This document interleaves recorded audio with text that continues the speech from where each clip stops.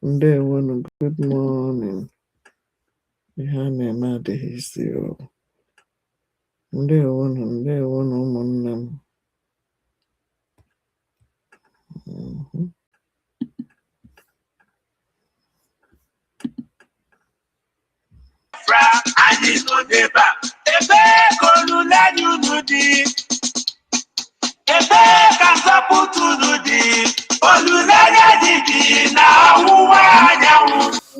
Like he said, if you want to hide anything, that just say that one forming one group elsewhere and say you are fighting for Biafra.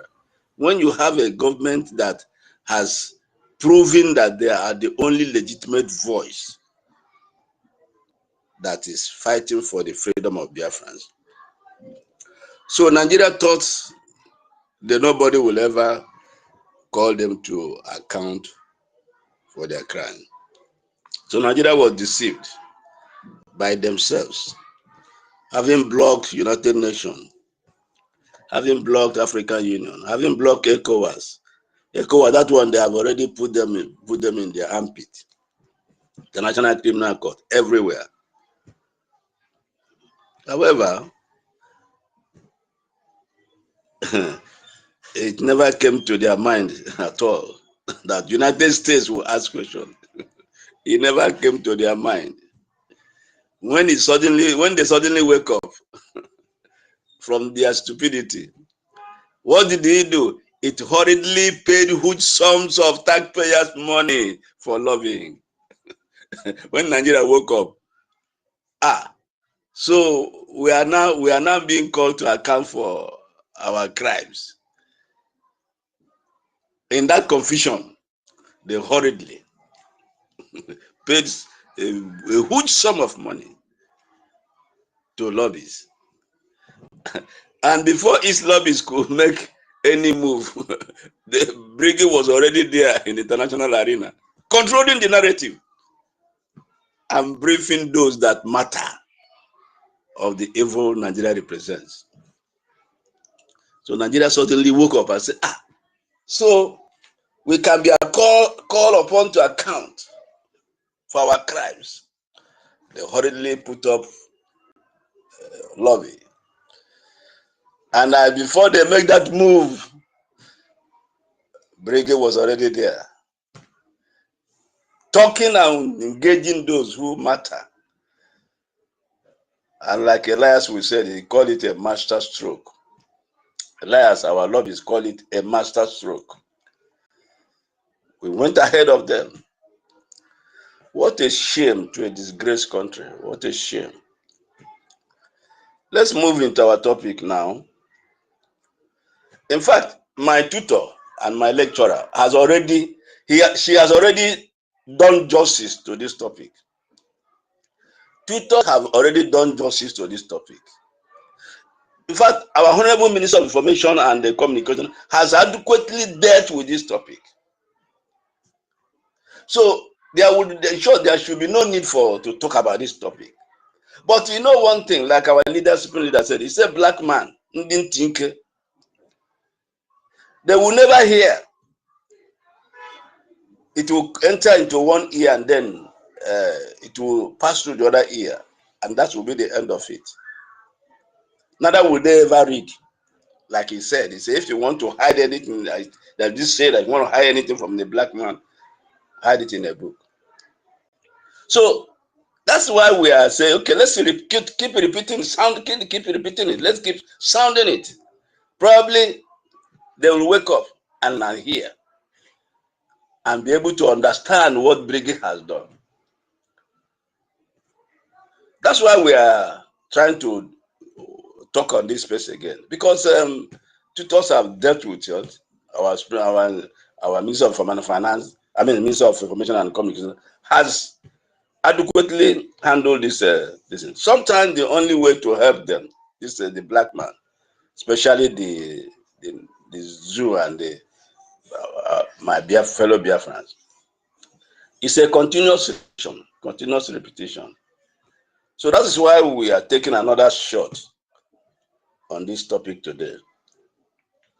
So our topic of discourse is Nigeria Religious Freedom and Accountability Act of 2026. Briggy vindicated. Briggy vindicated.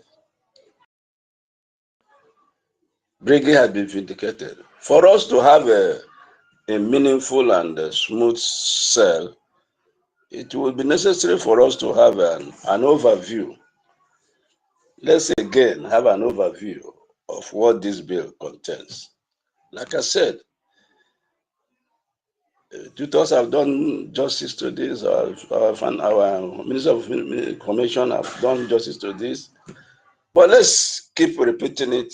Probably the black mind that our people possess will listen and give honor to whom honor is due. Give Brigade the honor that is due to it for what they have done and what they are doing. And I hope that woman, there's one particular woman, they call it Nneka, Lolo Nneka, then Nnemeka, something like that. She'll come to realize what Brigade is doing. Every time she's calling on IPOB. Where is IPOB? I mean the registered IPOB. I don't mean the natural indigenous people of Biafra, which all of us belong to. I mean the registered IPOB and the so-called what's their name now? Their department, the Directorate of State. You keep on hammering on it. I wish you should get sense. Come and get sense and see what Brigade is doing. There is no document that can show that either everyone went to sleep after NNAMDI Kanu's abduction. They went to sleep. They went to sleep. It is now that he's been in prison. That's when they are trying to behave as if they are still alive. You see. So, the National Religious Freedom and Accountability Act of 2026, like we already know, the sponsors, and these are sponsors, these are people that our brigade has already met. Let's take note of this so that we can be able to give honor to whom honor is due. It is not Emma who met them. Neither is it Ngozi. I don't know how many she can give us at least three or four senators or house members that is properly documented that she has met. There is none. So give honor to whom honor is due. So sponsored by Chris Smith, which we are aware, Chairman House Foreign Affairs, African Subcommittee, Rep. Relemore, we know, which is a Republican supporter. So what is the primary aim? And there are other people that also, you see, but what is the primary aim of this bill? What is the purpose of this bill? The bill requires the U.S. Secretary of State to produce a comprehensive annual report to the U.S. Congress. That is what Nigeria, that's why we asked the question we asked. So Nigeria never knew that a day will come when they will be called to account. So this bill is now saying it required the U.S. Secretary of State. And I trust Mark Rubin. That man, I really trust him. He's just good at that job. He's just good at that job. And he doesn't care. He will give it to you just as it is. So, to prepare a comprehensive annual report, comprehensive, whatever it is, whatever Nigeria has been hiding over time, everything has to be properly scrutinized and well presented, documented and presented. The bill also assesses U.S. actions to combat religious persecution and mass atrocities in Nigeria. These are things they never thought anybody would raise their voice and ask a question. Reviews Nigerians' compliance. You see, in Nigeria, sometimes when they set up a commission, that time they set it up, that's after that, that's the end of it. But we're talking about this bill is asking that it's not just today, but continuously making sure Nigeria complies with international religious freedom standards. So they have entered one charge. It's not like they are saying, Nigeria, stop this. No. There's going to be a system on ground to continuously monitor whether what this bill has set out to achieve, whether Nigeria actually is complying. Recommend sanctions and accountability based on responses. Let's continue with the overview. The Nigeria Religious Freedom and Accountability Act of 2026, which, like I said, was introduced in the House, U.S. House of Representatives. Well, that was on February 10, which we are very much aware, 2026. And we know how the people that introduced it. The names are very well documented. So this bill aims at addressing ongoing, take note of that, ongoing, because Nigeria have never stopped. Ongoing religious persecution, mass atrocities in Nigeria, particularly against Christians, by requiring the U.S. Secretary of State to submit an annual comprehensive report to the Congressional Foreign Affairs Committee on U.S. efforts to combat these issues. It emphasizes using necessary tools to mount pressure. Necessary tools to mount pressure. We're going to look at those tools. Our tutors have even done with those tools to mount pressures on Nigeria government to end impunity.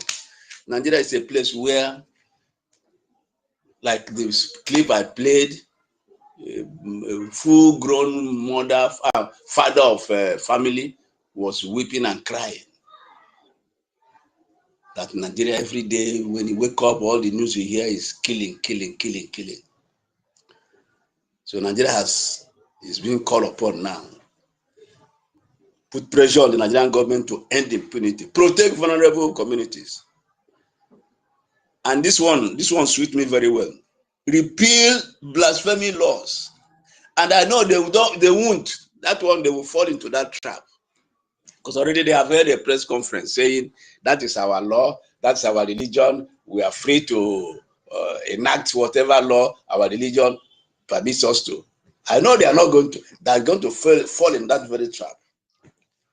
So the bill is also asking them to repeal blasphemy laws. And these people, their heart is hardened. You know, the Bible says, "He that often being reproved, but hardened his heart, will suddenly be destroyed." And that destruction, there will be no remedy.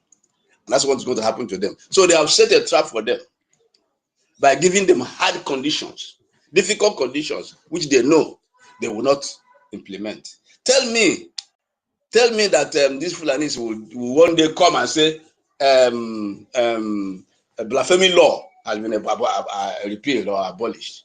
Tell me, in your own wildest imagination, do you think they will be able to do it? Before I continue, I want somebody to speak on this. Do you think this particular one I just mentioned now, to repeal blasphemy laws and to facilitate the return of displaced persons, so these are two hard conditions for these people, because these are their primary objectives: one, to Islamize the nation, to displace the entire regional population, occupy their land, change the names of their cities and their villages and their towns.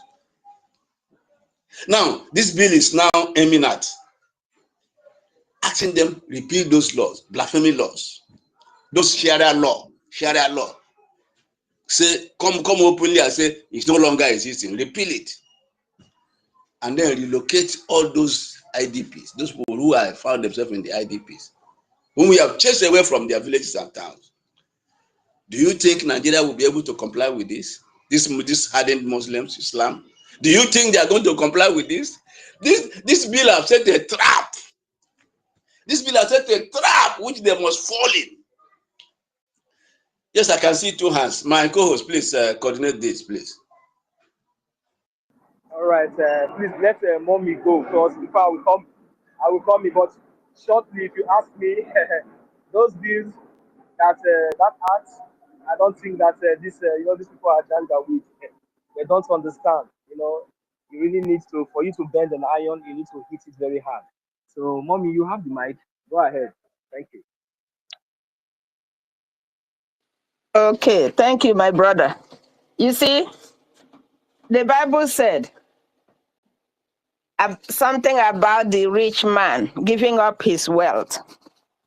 He likened it to having the camel pass through the eye of a needle. That's the same thing. They repealing those laws is like asking a whole camel to pass through the eye of a needle. They can't do it. You know why? Like they say, the leopard cannot give up its spots. These people are used to it. To them, it's a done deal. If you want them to repeal, then it means they have to change Sokoto back to Gobe, which was the original name. They test run their thing with the Hausa states, and it worked for them. So to them, it's just business as usual. So they cannot stop what they are used to. It's part of their DNA. They've already taken Sokoto, Gobe, and changed the name to Sokoto, planted their caliphate, and it's working perfectly well. They moved on with the help of Obasanjo, which I'm so happy God left him alive so he can see what he did. Just like Gowon is seeing what he did, including Danjuma and the other one that is on wheelchair. They will all see what they did.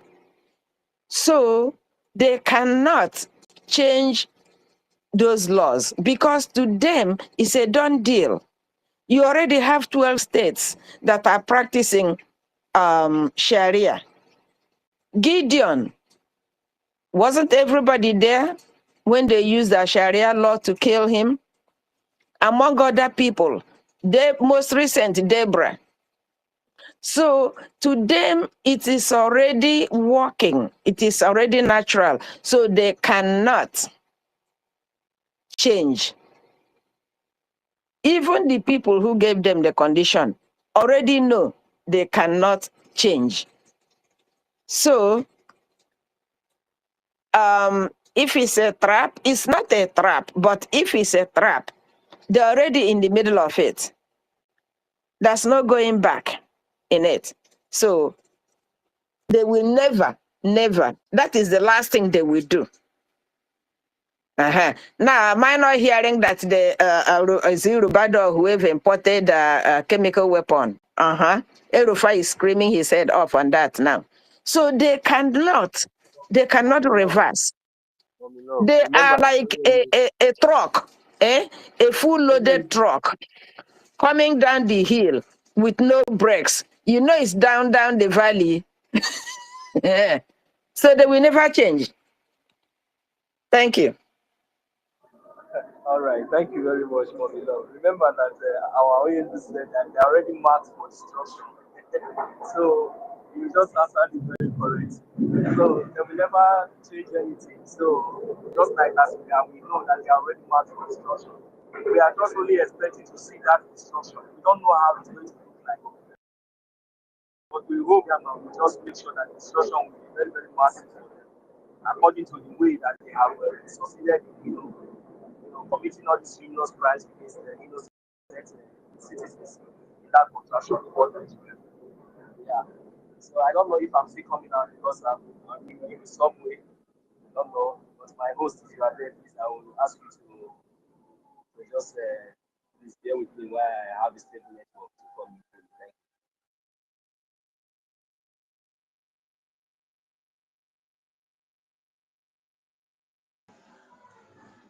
Hello? Is my voice coming out? Yeah, please, my network So is we unstable because I'm on a subway.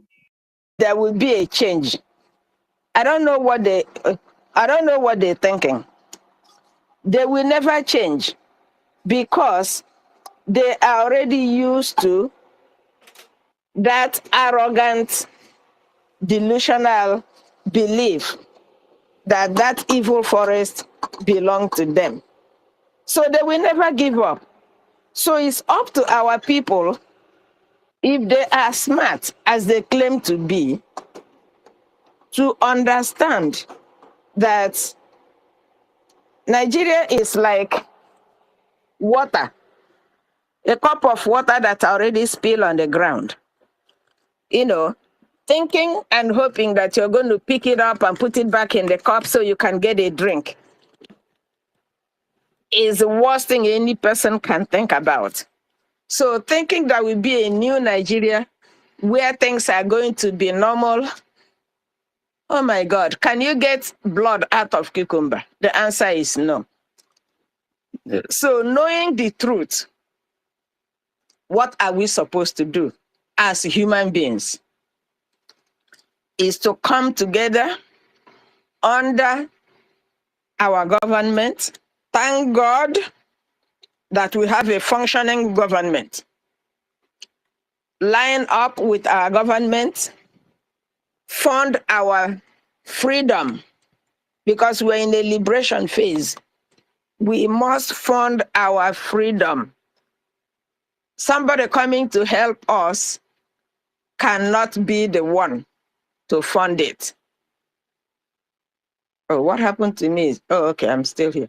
So somebody coming to help, give us a helping hand, should not be responsible, 100%. Our people should stop having a lamajiri brain, thinking that our helper will be responsible for our liberation. They are coming to help us. Help, that's what it is. Ndị ya aka. Onye bịara inyere gị aka ịrụ ọrụ abụghị anwụ ọrụ. Ọ bụ onye nwe mmụọ ndị ire, mmụọ ya dị. Having that we don't care, we are not ready, they will just go back and rest themselves. So when we say your freedom is your hand, it means you have to show a practical proof that you need freedom. No? And then work for it. When somebody see you're making efforts and you need help, they will come and help you, not when you're sleeping.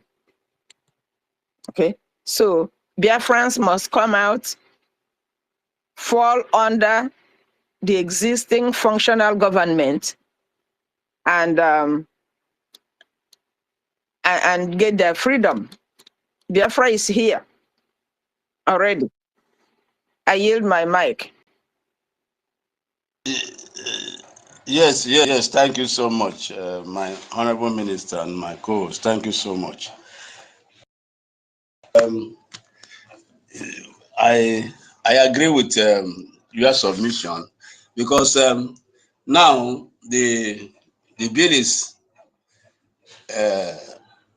will be demanding that the Sharia law be repealed, and like we said, to them this is the law from their God. So it will now be as if a man is telling them to disobey their God, and you know how they behave. So at the end of the day, what has happened or what will happen? It's just like what US is telling Iran, that make a deal. Of course, they know they won't make that deal. So sometimes you have to make sure you operate within the law, so that you have to make sure that whatever you want to do, you have given alternative, you are giving chance to the person you want to deal with, and also you have tried to negotiate, as it were. So when US is telling US president is telling Iran, make a deal, they know that they won't make any deal. They won't know, they won't make any deal. And what they want to do, they have already planned it. So at the end of the day, Nigeria has the market. Nigeria has bought in the Nigerian palace, the language they use. Now you don't buy market. They have bought market. You see, so definitely they will not repeat those laws. So that's one of the things this bill is demanding, that the Sharia law be completely abolished. And you and I know that these people will not. You know that they will not. So we are going to now look at what the Congress discovered. What the Congress discovered that actually, in the language, when I was looking at the bill, I look at it, I saw congressional findings. Their findings. This is American lawmaking language. Congressional findings. What they discovered that now inspired the sponsors of this bill. And look, when we are beginning to look at these things they discovered, these are the things that Briggy has been tabling and talking about. These are the things, because it's one thing to make protests on the street. It's one thing to also shout and cry, just like the Burning people have been crying, and other people have been crying, and even we Biafrans have been shouting and crying. But it's another thing to systematically make a documentation of these things and present it in a manner that it will receive international attention, or it will receive attention from the appropriate quarters. That's one thing that Briggy has successfully achieved. Yes, PIBOB Nigeria Limited have been doing whatever, but have you followed the recognized diplomatic channel that can earn you attention from the appropriate quarters? Have you?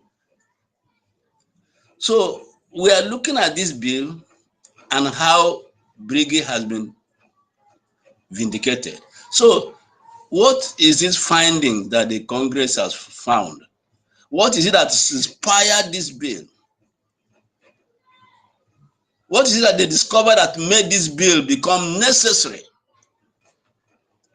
There's a proverb in Igbo that's Efine Nwegi Odo na Chia na Achoro Eji. Yes, it's like the whole thing became a hopeless situation in the zoo, and even in Biafra land, it became like a hopeless situation.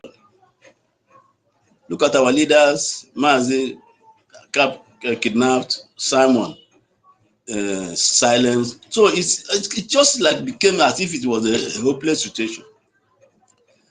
But yet there are issues that needed to be addressed, and nobody to address it. And what are these things that were the findings of the Congress? What that inspired this bill? And sometimes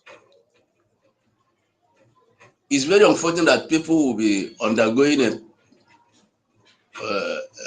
extermination, and just a few group of people will be in control, and people will be completely helpless. And so that's what we are seeing today. Help coming from far away. Look at the thing they discovered, that systematic religious persecution has persisted. Underline the word persisted. What we are dealing with, the cry our shout and our pains to have not, it's not something that started yesterday. This is something that have persisted, like my minister took us back to history. It has persisted. These are the findings that inspired this bill. That systematic religious persecution has persisted in Nigeria since at least, let's just be not go too far. 2009, including mass murder, kidnappings, rape. I don't know whether we can remember when our leaders, Martin NNAMDI KANU, was still on Radio Biafra. There was this video I watched, a girl that went to fetch water, a lady that went to fetch water in the stream, and she was being raped in tons by these Fulani bandits. I don't know who can remember that video. I saw it long time ago. That girl went to fetch water, and these people were hiding somewhere, and they began to rape her in tons. So these things have persisted. What I'm saying happened long time ago. And there's another one that happened, which our leader was so infuriated that led to the institution of ECN. This lady that was butchered, and then her part was mutilated and shared apart in the farm. So this has been a consistent and persistent situation we have found ourselves. Rape, village destruction, and forced displacement of persons perpetrated by Boko Haram, the Islamic State, West Africa province, ISWA, Fulani militant groups, and other. The bill is this. I'm talking about the bill now, mentioning these names, and you know, sometimes one begin to wonder how this Fulani minority group could hold the whole entire people hostage. And it pleases me that this bill was able to pinpoint and mention them. And today they are crying all over the place, saying, why profiling us?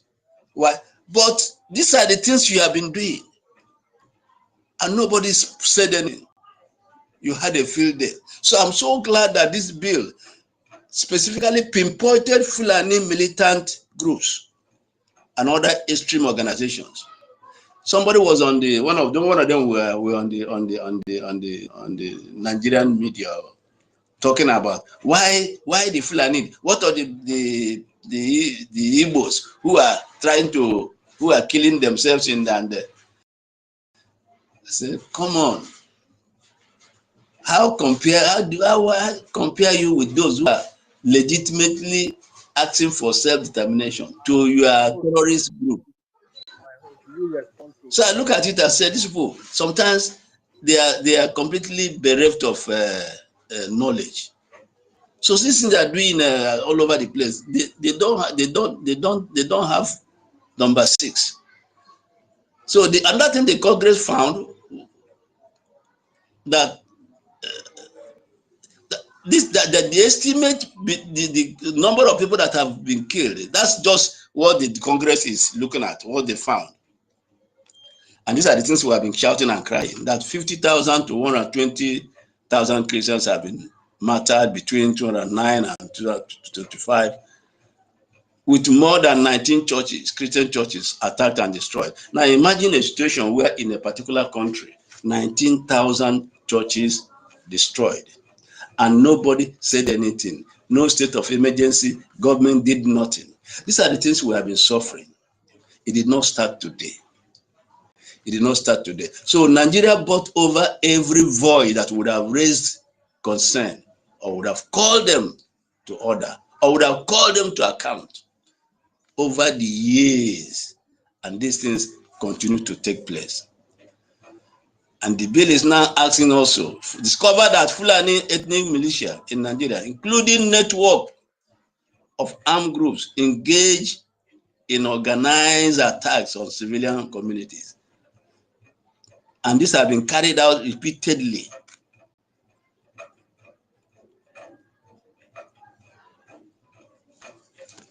And this thing is demanding that statutory definition. There have to be this Fulani, the bill is now specifically mentioned that this Fulani militia has to be statutory designated. That one suits me, because sometimes the IPOB was just going on the street, going to stadium to pray, going to churches to pray with their flag and this thing from nowhere. they just designated IPOB terrorist group, hoping that nothing will happen, and let it be so. Then start killing them, because when you are designated a terrorist group, the next thing is to eliminate you, because you're a terrorist. That's what it means. So they just did that. But what has happened now? The table has turned. So this bill is designed to, at the passing of this bill, one of the resultant effects is that this Fulani militia, these headers, will now be designated as foreign terrorist organization. This one, I really like it. I really like it. I really like it. I really like it. And they are now running helter-skelter. Like you said, they are accusing themselves. Now, Rebadu is at war with El-Rufai. And they are all Fulanis. That's one thing that happens.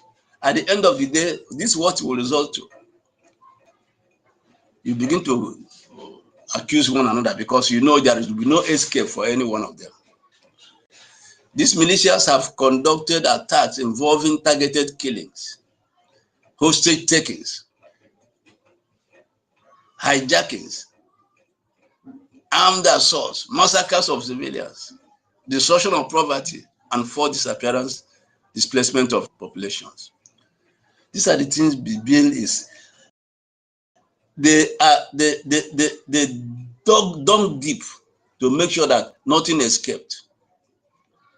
And by the time we are going to look at some of the sections of the document that Briggy presented, our current Prime Minister presented, you will begin to see, why you must give accolade, why you must give honor to Briggy, why you must come and support Briggy,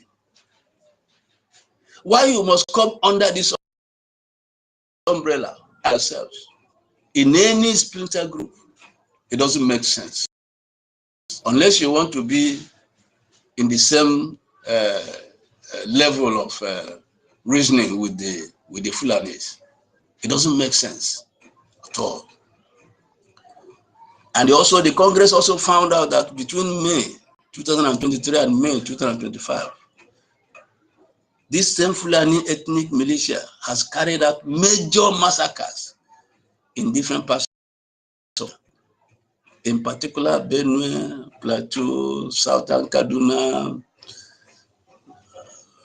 Taraba. Just keep naming it. And the bill specifically mention attacks on Umogidi, Bata, the Christian Eve massacre of 2023 and 24, and the Holy Week and the Easter attacks of 2024 and 25. Killing. So when these things were going on, nobody, even though Nigerian media were silent, it was as if nobody will ever know what was going on. Like what happened in Kaduna recently, we were told that the villagers, the chairman of the local government told the villagers, keep quiet, don't say anything. And this is the way they have planned to eliminate everybody, by silencing everybody who voice. But there's always a time of reckoning. Always a time of reckoning. And these were unprovoked attacks.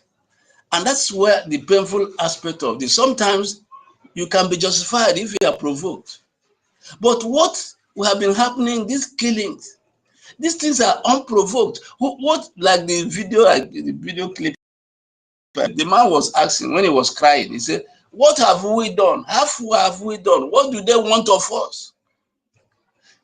There is none of these instances you will say this was provoked. There is none. None was provoked. So you can see that this was a systematic, planned, age-long agenda.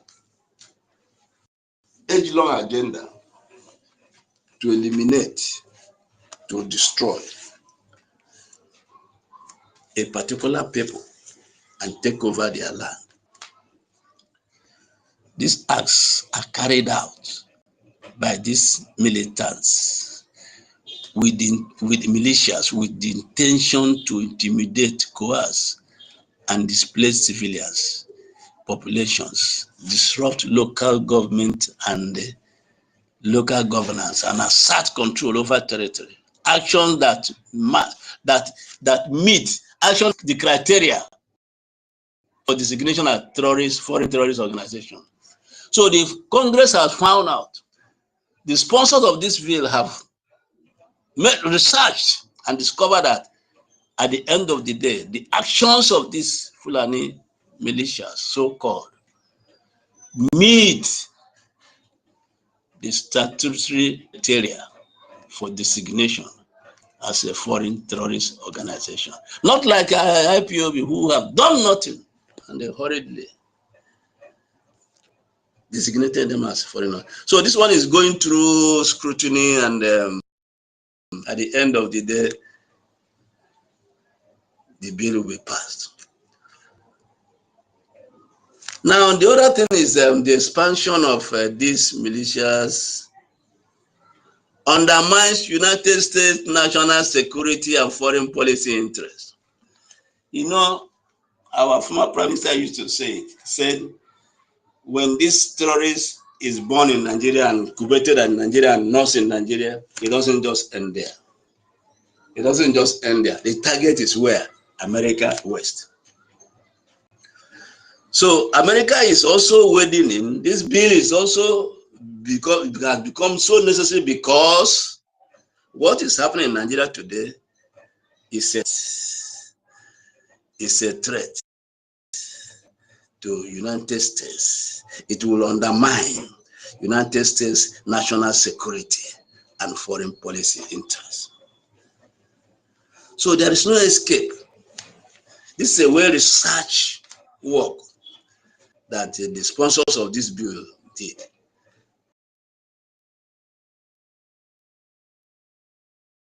This bill will be passed because they did a very good work. And these informations were what Briggy has been putting on the public space. These informations were what Briggy has been crafting from the days of our leader, former Prime Minister. That whatever is happening in Nigeria today is not just about Nigeria. The target is death to America, death to Israel, death to Europe. That's the target. They were only looking for a safe haven, a country with vast resources, so that they will have access to unlimited resources to be able to achieve this age-long, and I say age-long agenda to Islamize and to Fulanize. You can imagine, Honorable Minister, can you imagine you wearing hijab now? Or Stella, my senior student, can you imagine you wearing hijab and your daughters wearing hijab as It's not going to happen, though. It's not going to happen. And your husband beating you and beating you anyhow, and said that is the law of Allah. No, sir. And our daughters being, and at the age of 0 age. Can you imagine what these people planned? And that is more reason why you don't hesitate. Whether you yourself for IPOB, whether you call yourself for whatever, no more hesitation. Come now and support Briggy, who is now the deliverer.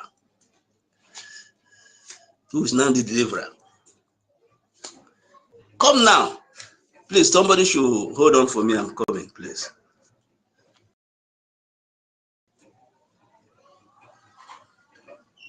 Last. Anyway, what we are saying here is, I personally know how their friends are by nature. Biafrans, the real Biafrans, will never allow themselves to be converted. No. Biafrans will rather die. I'm talking about real Biafrans. I'm not talking about the look-alike type of Biafrans. The same way real Biafrans prefer to drown themselves in Atlanta, Georgia, many, many, many years ago, instead of being somebody's slave. Some of us will go to that length. But it wouldn't go that part because we are going to exit that evil forest alive to save ourselves and to save the next generation. Because I can see myself wrapped up like a package, walking down the block like a ghost. No, it's not going to happen. And the God who made me will not allow it to happen. And that's why I'm doing what I'm doing. I'm not doing it for anybody else. I'm doing it first for me. If it affects you, you're just an innocent bystander, but primarily not for you. So each of us have to take this personal. Not until you take this fight personal, you are not going to last. Not until you take this fight personal, you are going to be sitting on the fence. Even after the fence have collapsed, you will still be standing there in your imaginary world, thinking that you'll be safe. Look at reality. When those knuckleheads show up, they don't even ask you if you are planning to believe them. They don't ask you where you came from. They don't ask you your name. If there's any question to be asked, it will be recite their prayer, which they know you can't. But they are asking you so that they will have something to hold on to against you. Ndị Igbo sị, "Ị kwesịrị iji ọfọ n'ogu." So to them, they are giving you chance to give them reason to eliminate you. They already know you don't know their prayer. They already know there's no way you can recite what you don't know. So the disclaimer there is recite whatever they recite. And I know it's not our Lord's Prayer. So they can hold on to that to eliminate you. That is in a good day when they have time to ask you a question. But ordinarily, no questions asked. In the first place, you don't look like them. A typical Biafran doesn't look like a Fulani. That's how we can, even you're walking down the block, you can easily identify a Biafran. Put a Yoruba, a Hausa, a Fulani, an Igbo man in one room. You can easily separate them just by mere looking at them. Before the Civil War, from the way somebody is dressed, you know where the person is coming from. They don't have to say a word. Just look at the way they dress. Again, look at their face. You will know where they came from. Since after the war, they say one Nigeria, where outfits get crossed over. In fact, some Biafrans now prefer wearing the Hausa outfit or Yoruba outfit instead of their own. They will, that's one thing with Biafrans, like Onyendu put it. Whatever they put their hand, they will beat you, the original owner, in it. You know, anything they want to do, good, bad, and ugly, they become the champion.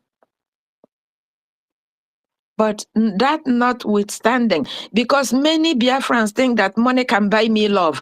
No, money can't buy you love. No way. Look at Jonathan. When he was president, what did he do? How many schools did Jonathan build in his own community? I don't think he did. But there's news everywhere how many Alamajiri schools he built in the north. Because he wanted to be a good man. Money can't buy you love. Our people go out there, whatever money they earn, they want to buy favor from the Yorubas. You develop their place, you do everything, you go to the north, you develop everything.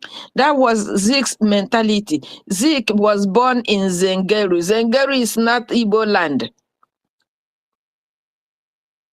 Maybe he ate some fura dununu or whatever they call it, and he thought he arrived.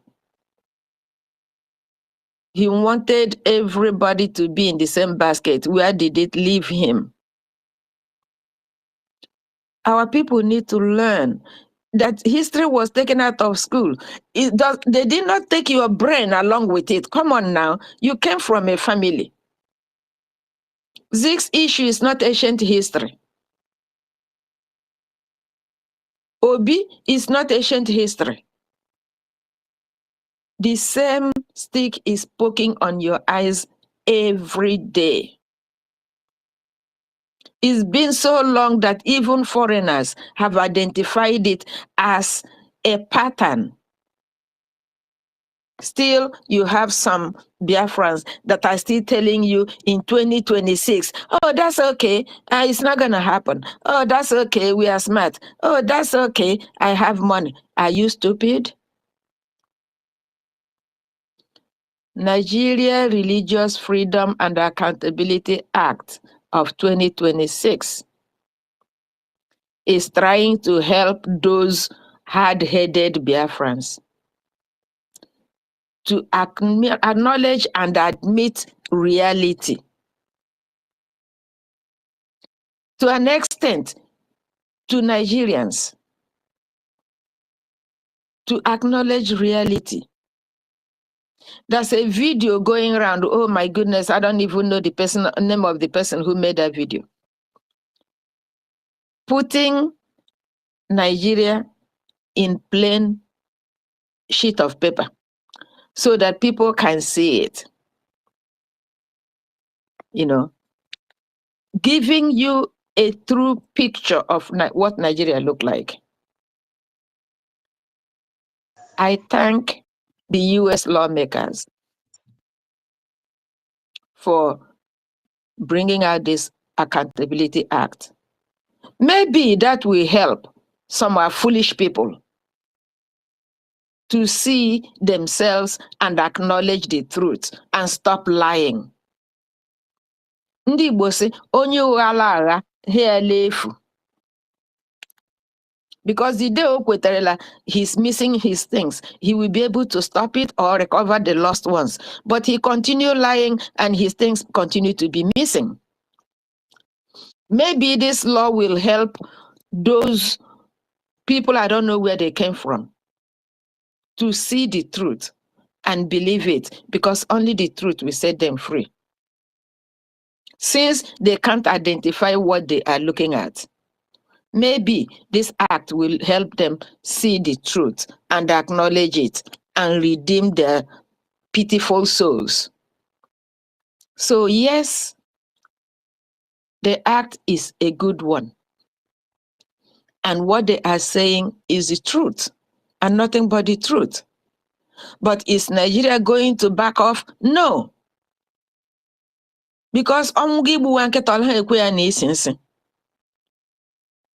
are mapped out for destruction. So nothing will make them retract their steps. If they do, that means they are not going to be destroyed. So they will continue, just like the ancient Pharaoh. They will continue to pursue the children of God. But there's a Red Sea waiting for them. But any Biafran who have misplaced their brain and continue hoping for a better Nigeria, you will be part of the destruction. And maybe after you're being destroyed, you will admit the truth. But if you're a good Biafran, I will suggest for you to leave that fence, because there ain't no fence. You are leaning on imaginary fence. Come and join your government. Fund your freedom. That's the only way out. Forget about we passed a bill. The cabinet passed a bill for 4-day working week. Hello, in whose land? Where does it happen? And they copy everybody. That's an illusion. If you're in that basket, you are just like water in a basket. If you're with the other educated morons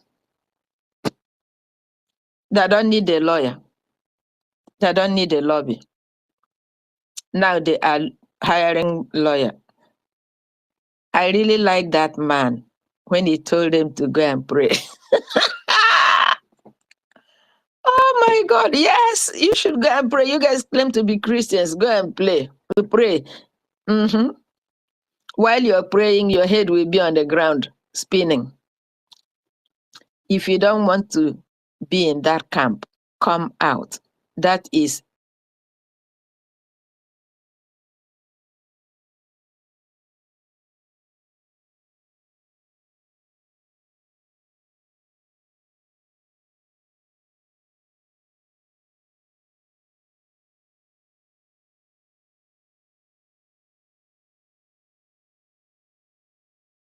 Day one. Day one. Day one. Day one. Day one.